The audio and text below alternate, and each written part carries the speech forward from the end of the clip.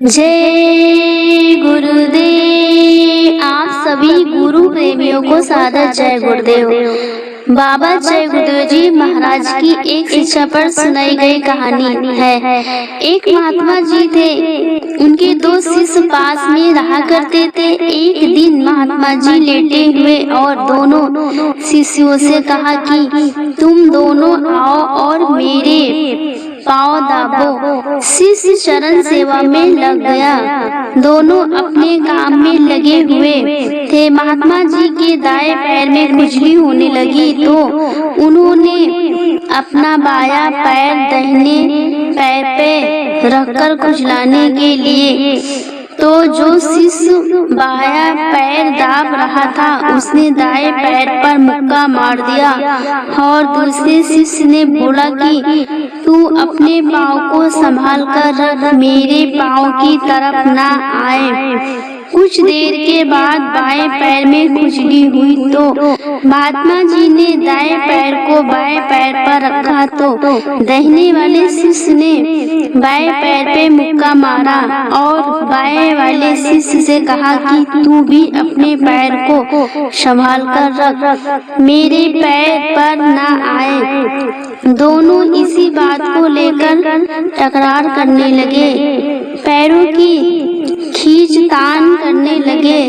इसी खींचतानी में चरण सेवा बंद हो गई और संघर्ष होने लगा। महात्मा जी उठकर बैठे और उन्होंने कहा कि अरे ये तो दोनों पैर मेरे हैं, तुझे दबाने को बुलाया था और तुम दोनों मेरे की लड़ाई करने लगे। शिष्यों को अपनी गलती महसूस हुई। स्वामी जी ने महाराज ने इस कहानी को सुनाकर हंसते हुए कहा था कि ये अज्ञानता में सब लड़ने लगते हैं। देखा जाए तो संघर्ष यहाँ तो अज्ञानता में होता है या फिर स्वार्थ में होता है। अज्ञानता में संघर्ष होता है तो उसे समझा बुझा कर रोका जा सकता है, लेकिन अगर स्वार्थ में संघर्ष हो तो स्वार्थ कुछ समझना नहीं देता। संघर्ष चाहे जहाँ हो, कारण ये है दोनों होते हैं। कबीर साहब कहते हैं कि हिंदू कहता है राम हमारा, तुरंत कहे रहमान। आपस में दोनों लड़े हुए मरहम ना कहूँ जाने। फकीरों ने कहा कि ये खुदा की हिलकत है, खुदा की रूह है। संत महात्माओं ने कहा है कि ये ईश्वर की बनाई दुनिया है, परमात्मा की अंश आत्मा है और शरीरों में बंद की गई है। उसी की चेतनता से यह दुनिया चेतन लगती है, वह निकल जाती है तो मिट्टी हो जाता है। ये दुनिया शरीर लोग भाग भी कहने लगते हैं कि मिट्टी है, इसे जल्दी उठाओ। हिंदू जला देता है, प्रभावित कर देता है, मुसलमान सुपर्दे खाक कर देते हैं।